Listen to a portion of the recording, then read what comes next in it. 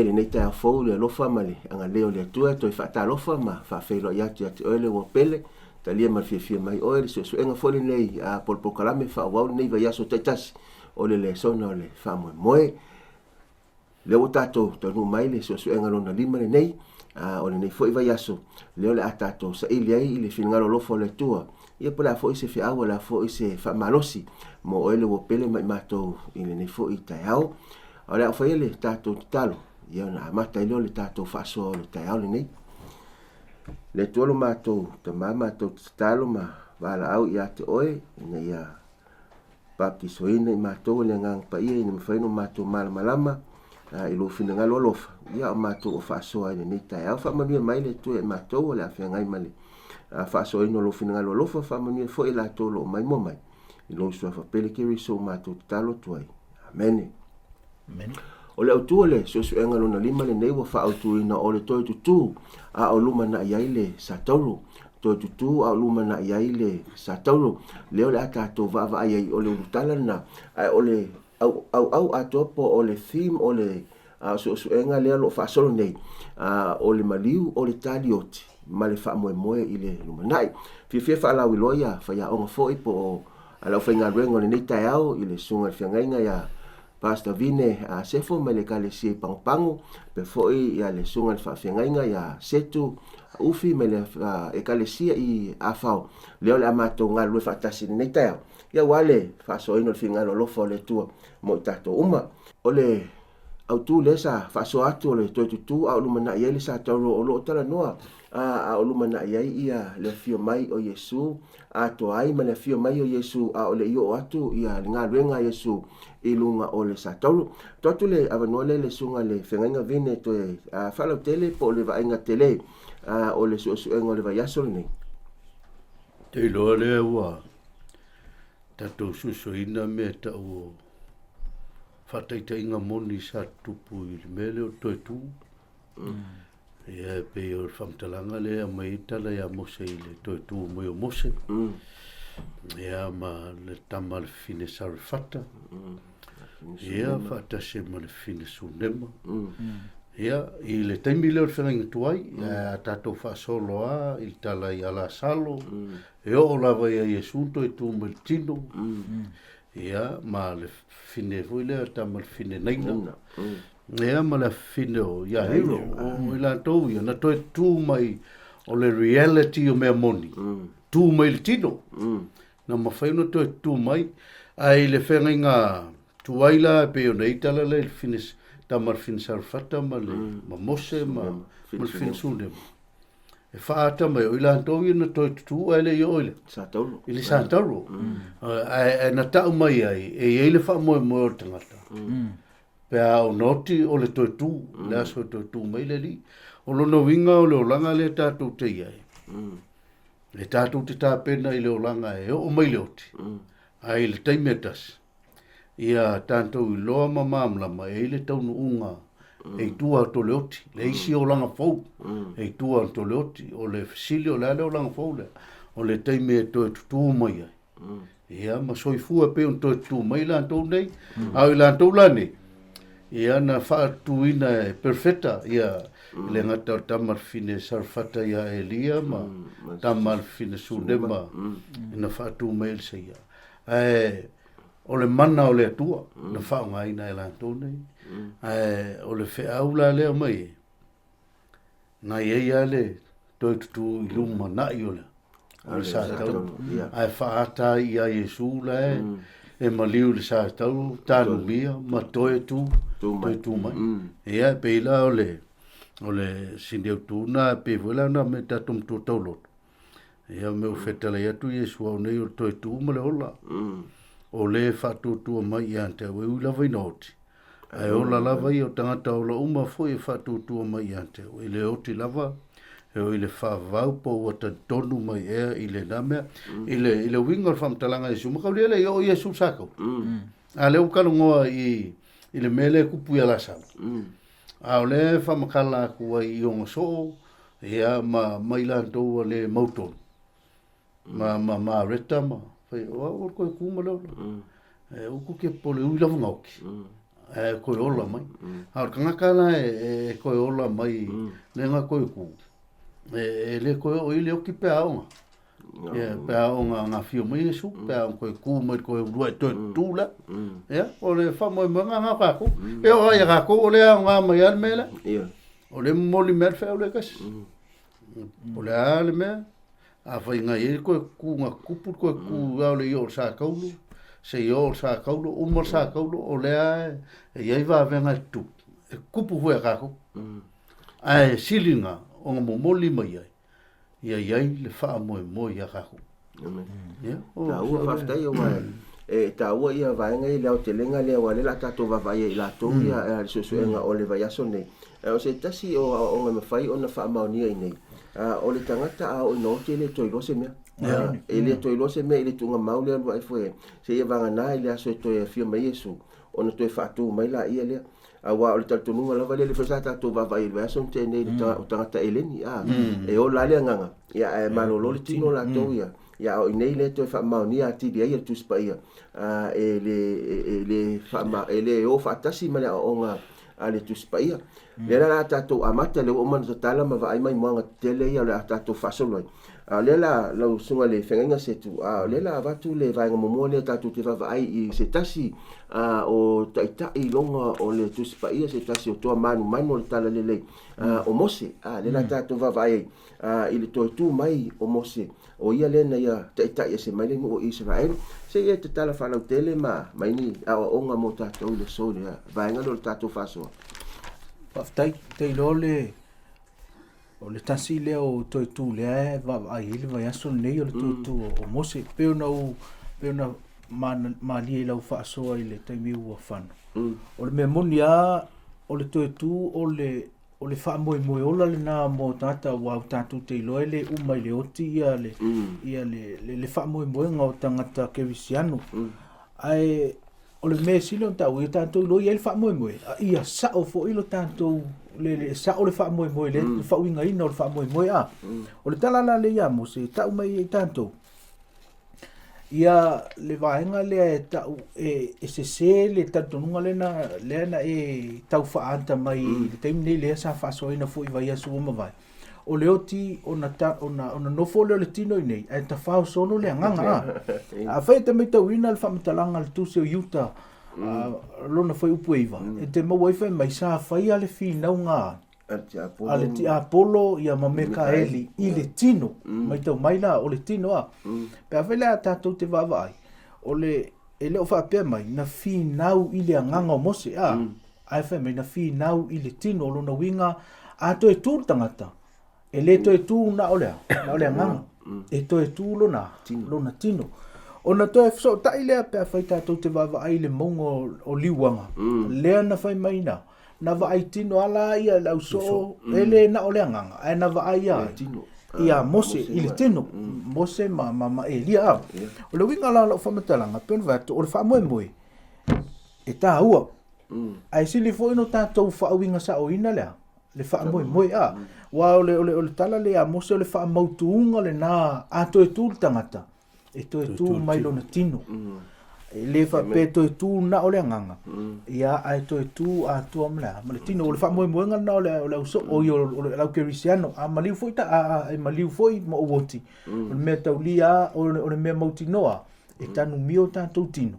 ia ai to e foi le mana vola le tu ai a o ina to e fa to e tu mai tanto e lo tanto o li faola e to e tu mai o tanto tino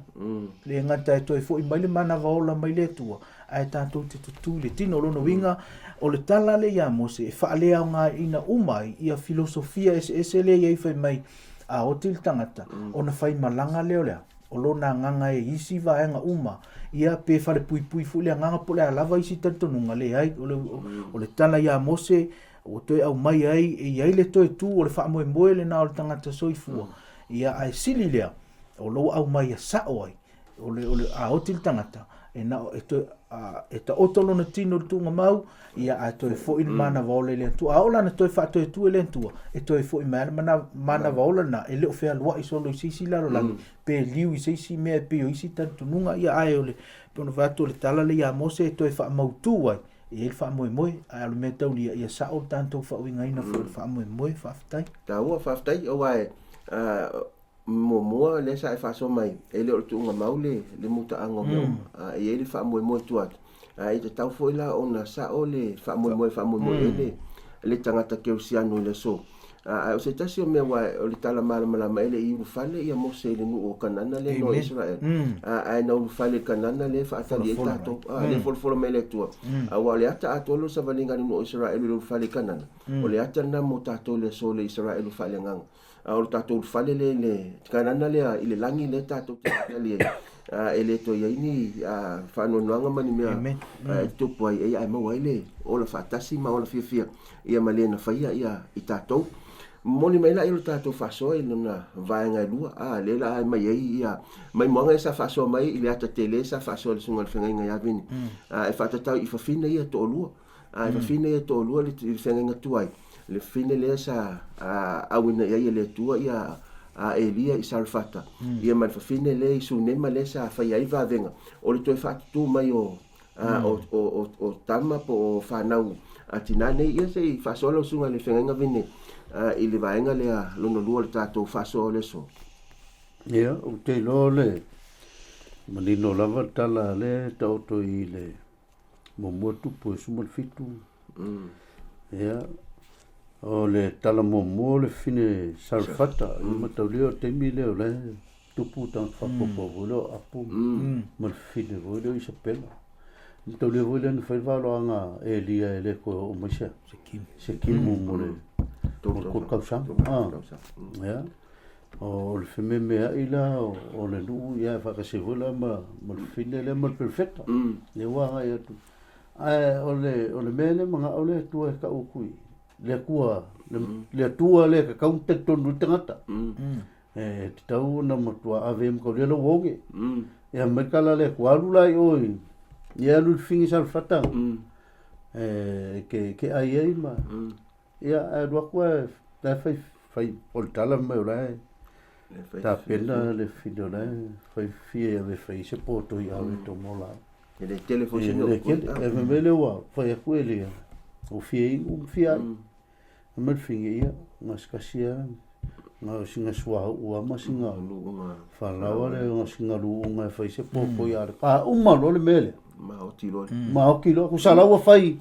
ku sa le mele wa kala ngorfingi o mo kingoa uma lo le mele o le ai sis fa mo nga lumanga o la o sa wila o lo ku ka kan ku le tu merfing yo ke lo le yo ngai lo masila fie lo tu ingo fa kula ya ngakale o ele ya lo me se va ia ma mas ka poko ya le merfing yo sit fie le ya le ko pa wala o a u ya le o le la fa me la ole kala nga fire fig malona moutino e le se me ole so o le fai mai nga ka o le tu tanga tau le tu wai lo le finger nga ka le ku kupu mai va venga me va mai nga wa faila ia lo ka mamla markala inga wa vaku le ko me sai me u fa ke le inga swa ko ke le fala o le uma faunga me o famel fam kalanga o o ai lunga wa inga mfinga fa so i o ila le fe me ia fam talanga i le kala le ko mol mai o le mo moli a kungol fe aule ia le ngaka le mele ka o ka konguile ile atua ku salava po le sembe ma le mele o me finge o mauki nga manga o le ka wa ku mele finga lo le ko peoki ai fa moi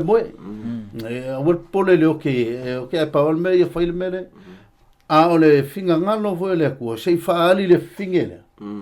le o le ku le nga mai elia e ku poi va vela o le ku nga ke mai me tanga to o fia maua le ola ia a le fa lo lunga kala ngai wanga nga o kir ka miki ma ga le kala le kulo nga lo me o maila o mai ka miki wa i lo finge ia e mai la sa ka o mai la wang salama ma mai le o ki o le mele o mai la ngama ngisi kai me fa pe nga I ka ko le me mor ka ko ngor fe me ai ki nga inga wal me le me fin o ingol me le o ma I le o kama ma o le me o lang sala le ka o so lang sala o le fefe mar pole o mai le o ki lang kama o iskai me fa pe nga ia ma fo ngor ngaka o le ale mo sali ma fa ko o mai lo ma e ke ia ka mi solo ma fo pe po wang sala e le o mai ki nga le la o ke la wang sala ia ka o fo ia e ka o o le mela a le mela sirin ka inga o ro ku nga ka ele ma vai mai nga vele ele ma ko fa fo I le o lo pro fa ele nga ku la ia o ila le o mai ka ku ko le so na ko fa ku I ele le ka mai ki le ma va ko le finger ka ko le ve mer ka le fi oi o le perfetta o le ngaka ngi o le perfetta le ale ku ia wala kala le fin sungem pe ave ka ko ke va va ia ile tala le fin sungem mai le dua tu pe fa le ka ko va va ile le lo ko le o tangata nei e sa vo me wa mai kam ia ngola ia ma ave kam mai o ile fa nga o me va le so songi mo le ke le sina nga le me wa ku fa o ele fa sanga io la fo ai va mai fa ngor nga o le menga nga ma ka fa ele tu nga o le ma nga vo o le pungo I fo le ku ma fa sanga I mar nga ma nga va I ma nga va o pe nga man me nga fa ele mai o pungo ma fa sanga I mar ka mi ki le wo ma koe fa fo I mai kwa fo o le winga la lauta o le ale kai mere so ka ko fa mo ma ta ko le mga ku ua ai e mai ele ku le manga vol pe o le si me o ke makua ma o fa kala ile fa nga ingo ka ka le tu ai le pe ma ele ka ko va kala le lo ngua la nga e ngai me ka ua nga ki mga mai ka kua vai ele tala le lua no fa nga tu pe fa era foi ka o ia nga foi ka o ia ke mga ka ko ke va vai e le lo foi ka o foi po sumo leiva o fai atu ye lon tam lo lue o kala le ka me ki o moso mai o le o le se mai manga o la io o vonge mai vai se perfecta alwe avela e mo molli ka mai o tangata o le ku vai le si le me ka mai le ma lo sole te to nungol fingele ka ko le ku mai alu long ko lo fai ku li mai se o nga la ke o e aver ka mai o e aver tangata o le tu o so lo ulo ka ya famele o me le fe po luos fulu ona avele e ia wa watu ai lontina ona sili le o ia I ona vai wo o I tu tono la ona oti ele o o me sa wale ka fa mangingo mai ele va pea nga mai o lai manga va lo sa wa ka la yelu nga fe o ki mo ia e o mele ka mo moli mai o le ko ku nga fe o ki mo ia la ko fe pula lo sumarka sa lo sumar lu le lo foi to ina tu e ona vala watu le o ia lantane u fa pea se e ona o wina mai a tau se tasi tau le ma se a sine o te vave aluai ave I le tangata o le atua o toe sa wai o na fai mai le o le mea e te alu a ia te ia I le sonei o lo e lo le masina fato ava aia le lei e le o le sa pati foi a ua tali ato ia e le faida o le si le mea pinga masa salo le o le ko nga ka ko nga voi le o sili aku le sili me le ko fa ma ko mai me vele Yesu ku Yesu mai a pa ma mo lua te ku e pel mal me le lo ko mai kide ma le finga le mai ave a merga la malo le o sa pa ki le ko ele ko fa ele me la e a no me e finga le ele fa inga o le ola le me la e sili aku le manga ko finga le ola nga kangi ngai lo se siame o lan kama fai upula e lo su fiku mo le fa pupu ingor kala O mai o ia i le tangata o le atua i le maunga. O na ule e ia o na vai. A ua whaalatala ane ki asi. O le antu lei ese ia te ia. A ua whai atu le tangata o le atua. I nā tupe ia te ia. A wā o ti ngālo no lotu. A wā na nā e iova le mea i anta. E lei whaalia mai i anta. O na whai mai lea. Na owo le antu i se tamatane i loo ali. Na au le whai atu ea. Aua e te ole mai i anta. O na whai atu ai lea o ia ia kies. I nā fusia i lau sunga titi e ave fo i lau toto. Kau le la ngā alu ngā kalau kies. Aile ke ika miki. O isi kai. Ka ua ngā pamai ngā kies e le iola na miki. A ngā i ua ngā koe alu perfeka. O e le mafuanga o le ke ika miki. Le ngā alu kies. E le o ielo ngā lofa i ka miki ki lea ma le finge lea. Pea whai wai ke wawai wa venga e whai Yesu. Mai ua muti vale lea. Lea lofa o Yesu. E alu la kies. Mako lea langa kusi finga kong kies pu le yes. E le o ielo ngā loko i le mele sa finge lea. Ka ua lea o le vaenga lea whai mai lea. O na whai mai lea o le tina o le tama. Whai po korkasi, korsfula wei. O lo soifua i ova. Wei e ola foi oi. O te le tea ese ia te o na tu lai le o ia mun muli a te ia. Wa mua atu ki asi a te ila tō, wa whae e le tō tō. Ia wa metwam kalanga e lei. Whai upula e kor, wa ulu ato ia o na puni leo whai toa, wa i tonu ila ua, o na tatalo atu lea o ia ia iova. Mele le kau whamkala mai le vaenga leo. E leo ki asi, e leo e lia e mafua inga ola. Au le tua. Whai mai, e le loa kula e lia whailo i langa wala. E le loa kula e lia whae e o ngā lima waki e kula i loa. Mai on kakalo le o ia i le kua. Whai upu e tolu wha. O nā lua e le o ia wa whao i lunga o le tama. O na whatatau lo na ngutu i lo na ngutu. Ma o na mata i o na mata. Ma o na lima i o na lima. Wa ta oto o ia i ona lunga, o na mawhana whana i lea o le tino o le tama, o na fo i atu lea o ia, wa tai foi whaatasi o na savali i le loto i whale, o na alua nei lea wa ta oto o ia i ona lunga, wa mawhatua whawhitu, ai lea o le tama, wa pupula e fo i ona mata o le tama, o na wala au lea o ia ke asu, wa whapeat, wala au ia i lontin, nā tamai taisu nema, o na wala watu lea o ia, ua sau, fo i o ia te i ona whai atu lea o ia, si ia o lau tama, o na ulu mai lea o ia, ua whapa ui o na vai, o i fotoele, o na si i mai lea o lan tama. O le mea a koa le kau whamakala mai, ngā makua i tautoli ia, le se maangawa, wa le upu lewe mai, wa le koe eisa, se maangawa wa koe ia, i le kama, ulonga winga, walu ese le maangawa le kua, e leo le nganga le tan no mai ai, o le kala ngoa mai, o le mana wa ola le kua, wa vese,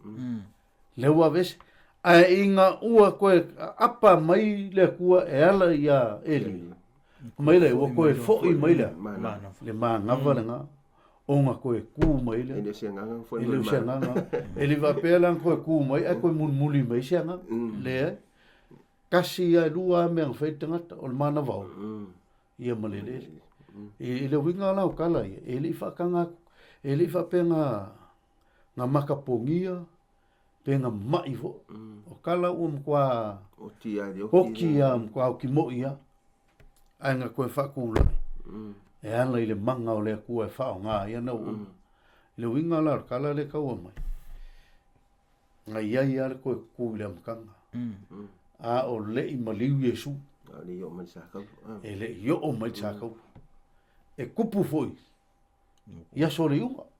E mawhainga ingi se koe kū. Ia pēa whalangulangu whakuku i le li. Whawhaka. Taua. Whaftai le whasolo sunga le whengainga wae. Le isi vai nga taua pe afai to e vavai i tala ni o le isi fine o le fine mativa to e le isi to lua na o ia mala na tama o le isi avai moanga le fine sunema e failo na ainga o le ainga milione wa sa fai fai to le fai mo foto no foi ia Elia mfa o le winga le famtalanga pe te mativa pe te mau e o mea leo tia tātou e o mea leo tia tātou mai le whapea te leo mea o na umilenga e kere o ki whapau e o kia pe mativa foi e o mea leo ti ai po lea lava le taunu unga maa leo ti ai olo iari wha moe lea i le aso toi tutu mai ia tangata o le tua i la tau e malo loi tunga mau au lo faia le fina ngalo o le tua mai e la ngona le tua le talo le tangata fatu tua amen te mi wa ele si mau ma so no fa ngani si fa mai sale tau no fa ngani ta to le tala le te mi o mali fa mai wa a mi le tua pe wa a ve se le tua ai ngalo ya ta to le te mi ma ile tangata le te mi na ma to talo ai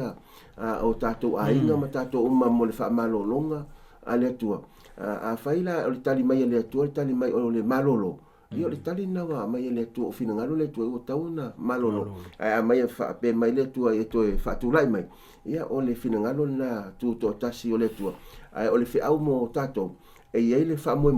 ai fa fonga fo le tua talo tanga fa tu tua ai pe on fa ia e dia le temi e tala ia lua e ia le se ngol tala le i fa fine ia to lua le tato va va ia fenga fo ma le tala lea le atato vavai ai lau sunga le whenga se tu le tala le fine lea inaina e iei lona esenga e na toi whaatua i nei la ua lea o le perfecta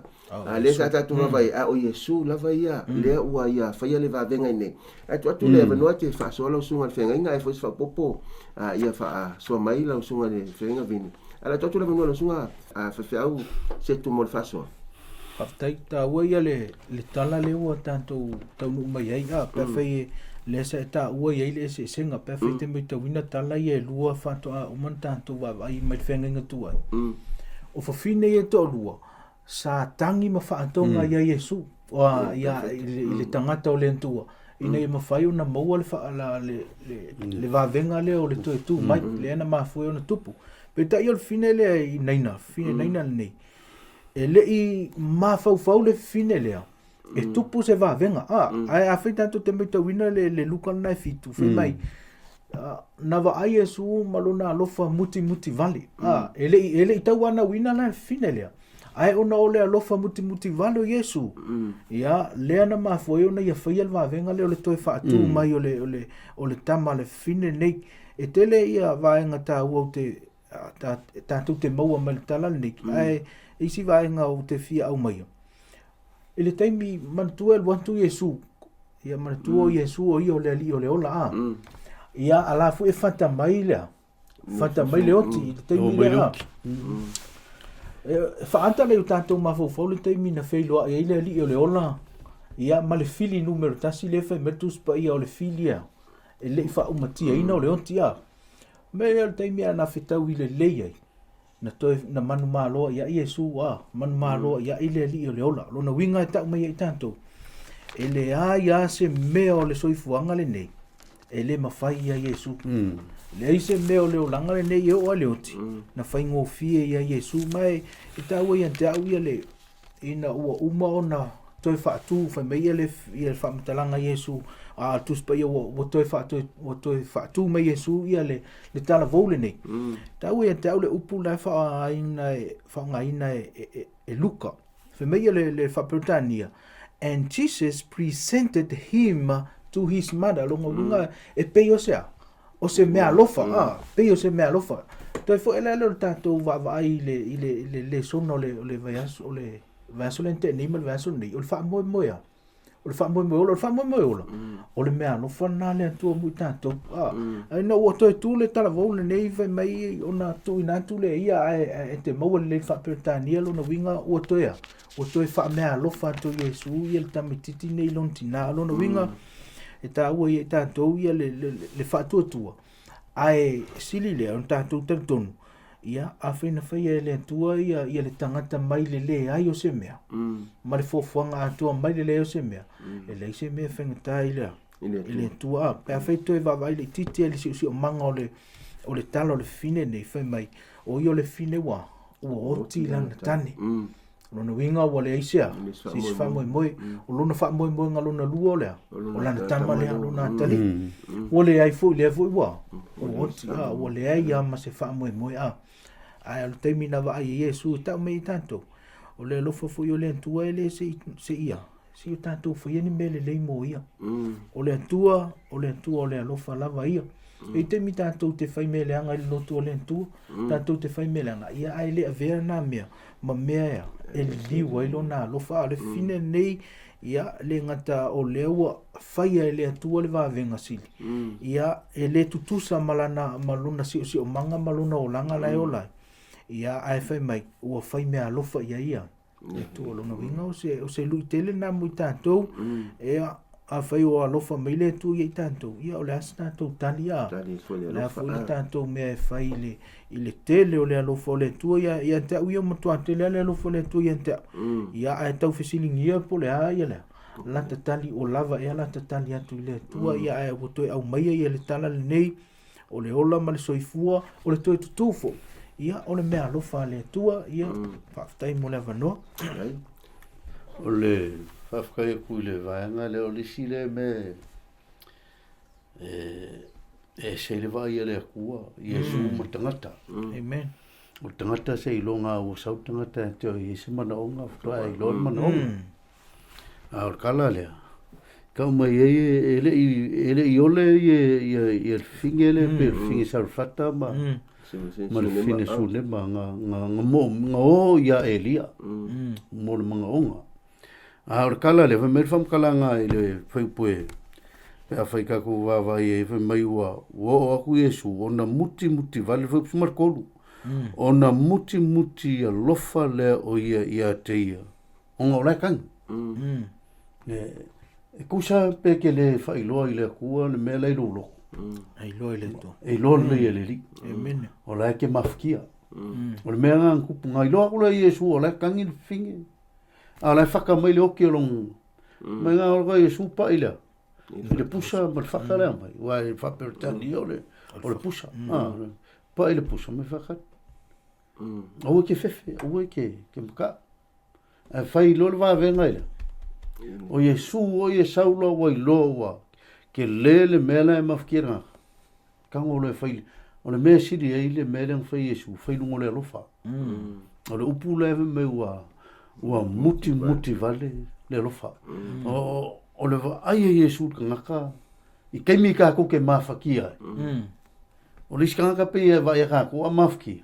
pe fai meula ia le ua fakwa mo no fale ko mo mai o fai le ma meula au Iesu e vai mai lo po le ane le angor ngaka pe ho sa ngor su ngor fe ele fai ka o Iesu ngio ka ko le anga pe vai mai Iesu o la wo ile manga o ngai lo o le mela ve mai ngo fai Iesu le va ven fakula ile tara vole ave meia ia le whaasolongor kala pia whike wawai. Mai o kanga ka mai a sai ai. Ma kua i ofoa. Le sile mea nga mga o Iesu e wako le moli mau. Mo moli aku le moli mau lea. O lai a ke ia lea. Le olo kanga ka maka le me Iesu o lea kia o le ki o se o lima lea. Ma le oti. O le sile whea u lai ka moli me Iesu. O ia e mawhaianga koe whaola kanga ka mai lea. Mai loki mai lea ngā wa ia kule moko kanga. Mai makua afoa, mamaka kau. Wala kou lo, me o perfecta, pe a whaika kuwawa e mai, o tū mai a te tātou, le perfecta e sili i le malea, wāsia si mai, le tua, i lo nu. Amen. O le sile mea ngā mā ngai ai le wāwenga le. O le alafkua i lo mo ia ngaka, o Iesu mo ia le. O le akua isi kaimeri. E fiu e kau whai loa, ku Iesu sei lo ngau vai, o kupsebe. Whakua i loa, Iesu lo loki loa. Ai ngau wawa, ai i le wawen. Kua hawha o Iesu mo i ana. O le perfecta i silia. E awa me lolo whau poe sumarfitu. O lava i au te uma, ma le tu uma. Le nei tala i a te. O le siri la ngā mea. O kanga kamakala. O le Iesu. O le Iesu whaola. O le Iesu e pule i ngaka. ia o le makagofia foi lea o sia kala i si finenai na le faafetai ta ua ua o le ua vavaai i tala ia lua i tinā ia toʻalua i fegatu ai ma le tala lea o le ia mai moaga tāua ia ga mo tatou o le taimi lea ia so tatou faamoemoe a o lo ia Iesu o lo faatalitali mai taimi tatou te valaau atoe ia te tatou te talo atoe ia te ia i le faatuatua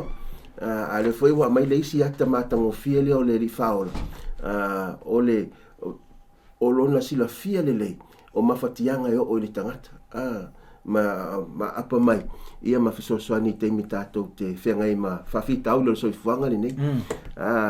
lea la ua faasolo mai ua e le isi vavega lea foi na faia Iesu le loa mai le suʻesuʻega o le vaiaso lenei le tala masani i le afafino iairo le afino iairo le tatou te maua le mareko lona mataupe 5 lea o mai o le suʻesuʻega o le vaiaso lenei lausuga le fega vine se e faalautele ma mai ni mai moaga taua ia poni le sona foi mafai ona tatou aʻoina mai i le vaega lo le faasoa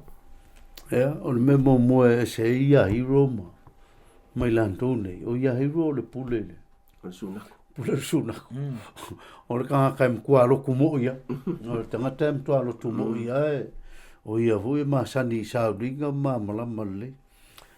i le si vaega o le tala le mai sulua tausaga o si tintiti le ua fi woti makaulia e le yoki nganu ia hiro o lai mai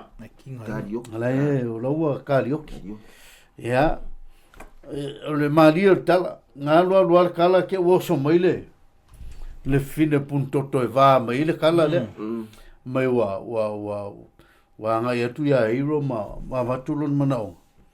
ia lai savan mai Yesu ai ke ile pai mai Yesu o falonga kua wa se kule no malo si le manna le ke ia nga fisili le Yesu sot ayo ko le wa o pai mai ke wa e mai kala lo so ia nga ke lo le au fta omi mai ka nga ka le kumu mai ka nga a me su le e nga kala falonga kule fingi mai nga maka ule o ia ma sau ma fa pa o mo au Yesu ma fai aku ia ngai ne ali e mai kala Yesu funai aluia wa e manguia ro usai lua mele moli mai fe o Yesu finge le nga ka malo lolo tino malo lo me nga au le me sidinga no foi mo kele ka ma ainga ya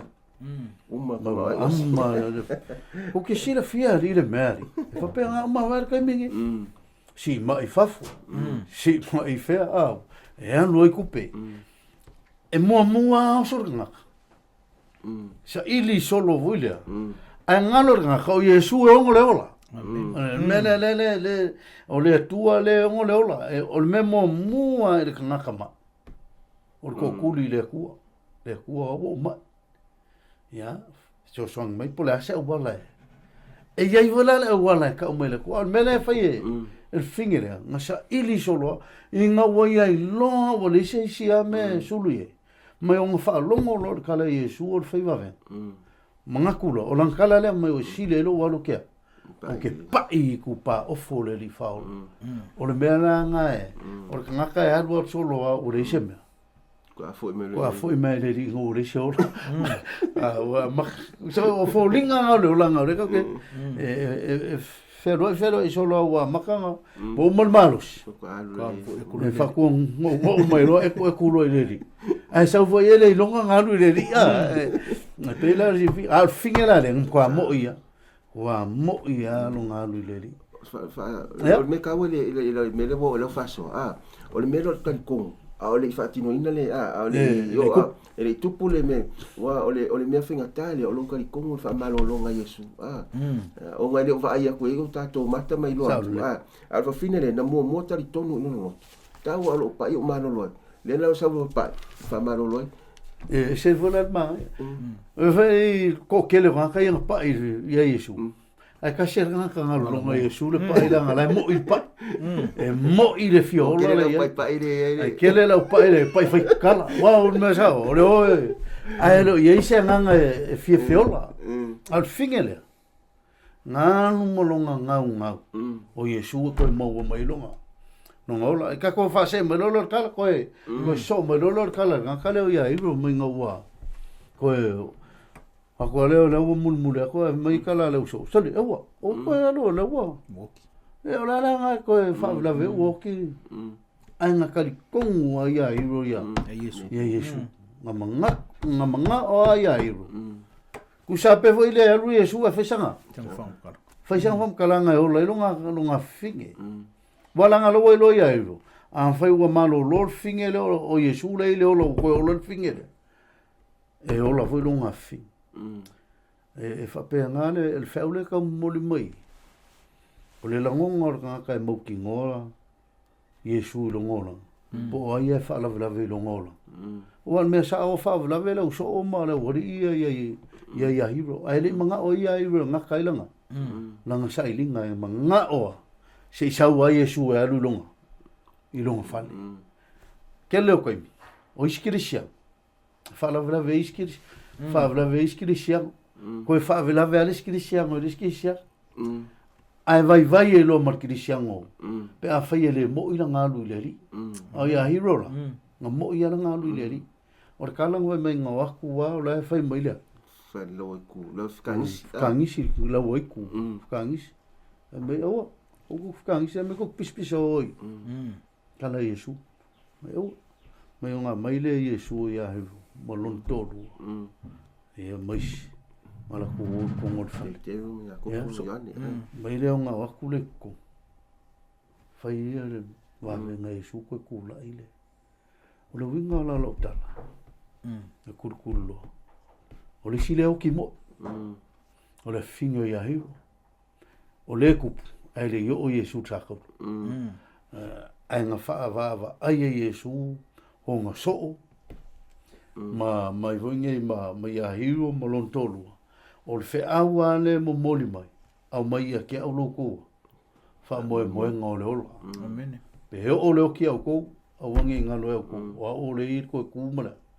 Maleo. Ya o shaula kau le mau ka ko le. Tau fa ftai wai. E tau ia le mai monga sa fa soi. Na lu ya iro la ola lona. Na fini.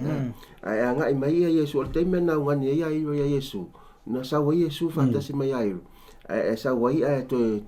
le na lai ona o le ti a. Ni si temi. Na pe o le ata le lo moni mai nei. E ala na fatu ai mai Yesu no na fio mai ina ia fa ola ina le ista le ia fa talanga le lo peterum ta po to fa mai ele fatu ai mai le mena folo ina mai fa pe o mana to isi wa manga ku le ngo mai mara wori ngo mai fa mai au ko pole la fa o lo ki king o le ola ko pole pe o mana to isi fa mai ta pe e fatu ai pe tai ono sai mai lavo ia tato ona ua le fina ngalo ia fano se tasi ai o malava sana mo o le atara le e ala na fatu ai mai le tu le so ma foi na ta loi au malolo to te lo ta la tu ta fai ai ele fa pela o fatu ai mai o le mana tu ai o fina ngalo le tu ia mau ta ta o mal sana mo ile so o le yo mai ma to fai le ata ma ta o fiele o to fatu tu mai la tu wale na sa Yesu ia ana oti ai le yo fa le ia al fai ngo fio o po Yesu le fai ia ilo ino wo mai tala fa sanga ko Yesu ai ta wa lo telton al me foi eu foi ia ilo na le amatanga na ta ono no ngo ferangkal mai malanga ato yo ai fai ni to ta wa na le muli ya na le muli le men fai ia ilo ele te mira onisi yo mai mo matongo fie ele tala ne ia ilo ono tatu te mira sunga le fenga se tu le ama ile vai nga muli le yo le tala masan ua lau lo foi e ke sian le tala le ia la salu ina o to fatu mai Yesu o tala mani o lo lumana ia sa to ele yo atu sa to o tala ni na tutupu e mai ele mautinoanga ile oti oti tangata ele to ilo ase me no fortunga mau fo il mana vola ile tu le la o fa o tala ia la salu no sunga le fenga se fa so mai ele vai nga le mo le tato fa so le so aftai te lo le wa o mai tala ia la salo tala masani tanto wa pa fai to e vai le titel tala le no tanto vai ile tangata no iaio o ina le na fa to ata o Yesu le upu o le mboi mana tuan sa lo Yesu fai lo lan famitana ngai le oa le oti lai moi ia ai fu tangata na fai mai na o fa tu Yesu ai to tele la o amule ile tala na Yesu o laua amua ai o mai lo le e tau tele o te me fa le fa suavin fe mai o le o timo ia ai lo tatonunga tele tangata le tatonuna na o timo i tangata ia wa pe ia le fatu a mo watu mana va o tu Yesu to ia to fai a le o tilo la salo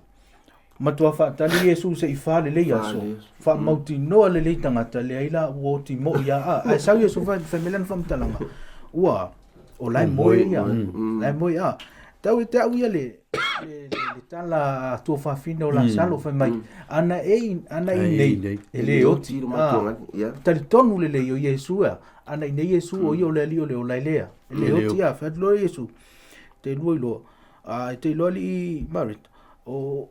eto tu ele o afu ele oti o le tu le la fa mai ia le tu fino la salo ia esa o le oi o tonu tu ia ia la salo ai tu le te me le unga lo no winga o le ia lo na fa mo ia ai ngalo ia o e alo na tupu le me ngata o no le tangata le latea fa sa na te mi le a ta o le te au ia le fa matalanga na ina ua nga ia tu ia Yesu ila ile tunga mau pe feite mai tau ina fe mai na lo to Yesu wala au ia ya la salwa o le tau tu ia e le tali tonu le tu spa ia ile mele o le o le malanga solo le fai o lo le o le alu solo ia mal tonu le a o ti lo wali fe se oli pe o ti alu le langi a le tau fe tu ia fe mai na wala o to fe no so mai sa ia lansa oso mai tonu lona le tunga ma wele fa pe mai na punga mai fe ile langi pe na oso mai fa fu se oli ia pe sa tau fa tali lona nganga le mo fa so o fai malanga a e o le tau tu ia ile fa matalanga ale afu ile tala le ia la salo o le tonu ngol tu spa ia fa le nga ina mai manatu tangata le fa tau ile se o lato o le me avelo lato fa mo a o le si vai ngata o ia tau ile tala ia la salo fe mai ia le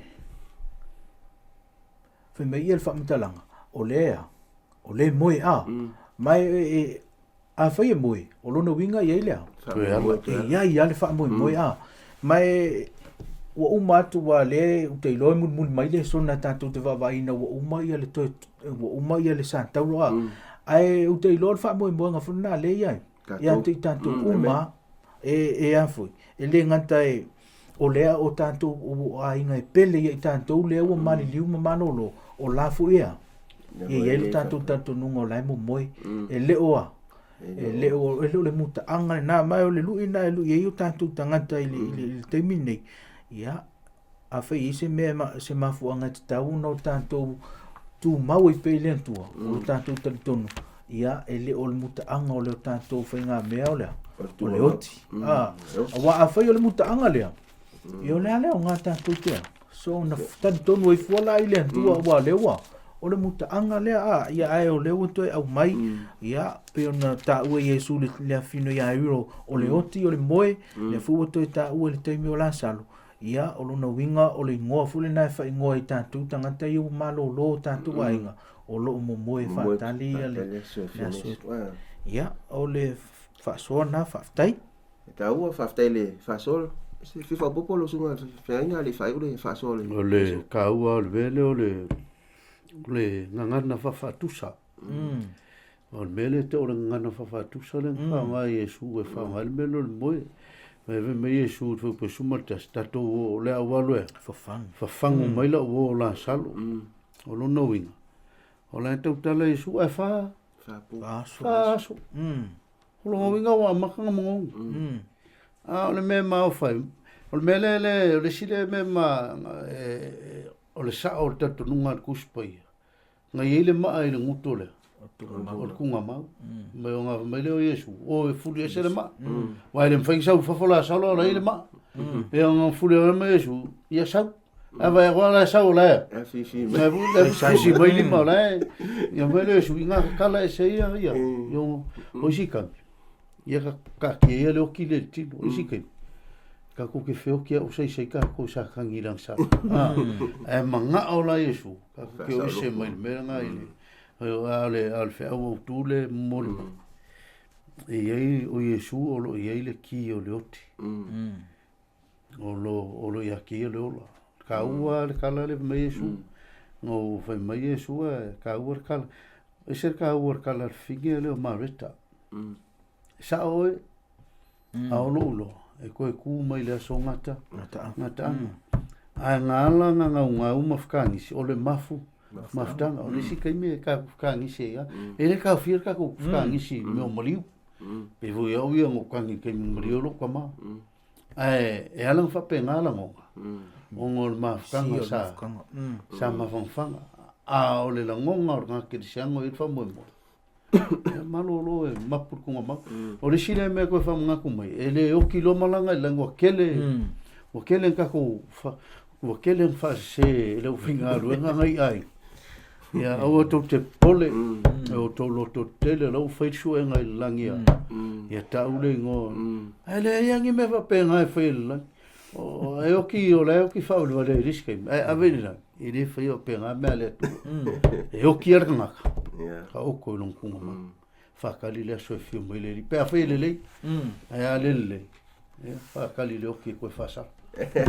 men faftai o le ua a mai le tatou fa'asoa o lenei a vaiaso po lenei foi taeao i lona muta'aga ma o tatou molimauina ai e iai le fa'amoemoe i tua atu o le tu'ugamau ma le oti e lē o le oti le muta'aga o le soifuaga iai le fa'amoemoe pe a fai e filifili ua e lua ia nga tagata e ta'oto tu'ugamau o i latou ena mulimuli a Iesu ma i latou ena tete'e i lona finagalu ae le gata i lea toe mai le mautinoaga e le alu le tangata i le langi pe amaliu e moe i lona i le tu'ugamau fa'atali ai le aso e afio mai ai lo tatou matai tolu e le fealua'i le agaga o le tagata ai o le taimi e malōlō pe moe ai i le tu'ugamau e toe fo'i le manavaola na mai le atua ai toe fo'i o tatou tino i le ele a mai la i o le muta'aga o le fa'asoa le vaiaso nei o te toe fia fa'asoa pupu'u i le vaega lea faipoilosi ma le ono o le mau autū o tagata o loa uma o e fa'atuatua mai i ate a'u e lē oti lava e o'o i le fa'avavau o lo'o talanoa Iesu e le o le oti lea e muamua mai ae lo'o talanoa ai i le toe tū i le taimi afio mai Iesu ma le toe o'o i ai le oti e fa'avavau o le fa'amoemoe na mo e ma'ule ua pele nei taeao ma i matou uma lava i le fa'amoemoe lenā ia Iesu fa'amoemoe ua fa'amanuia le atu e lau fa'afoga'aga toe valaulia o e le ua pele mo le vaiaso fofo'i i le su'esu'ega lava lenei mo le polokalame lenei o le lesona o le fa'amoemoe o le afai le suga le feagaiga e asetu le tatou tatalo fa'amae e le su'esu'ega o le aso fa'afetai lo matou tamae langi fo le vi'iga i lau afio no le avanoa ua matou maua matou te whaasoa i lau afionga matou te talo i avea le whaasoa o le nei aso o se whaamalosinga o se whaamawhanwhananga i se o loo mana umia se whaamawhanwhananga le ngata i lea i avea o se awala e toi whaamanino ai i au afionga i o lātou whina ngalo mo matou loto te talo i alu malemana i le whaasoa le nei aso i o lātou langona whaatasi ma i mātou le tā ua o afionga whaamangalo i mātou ono o Iesu o mātou wala awa tuai. Amen.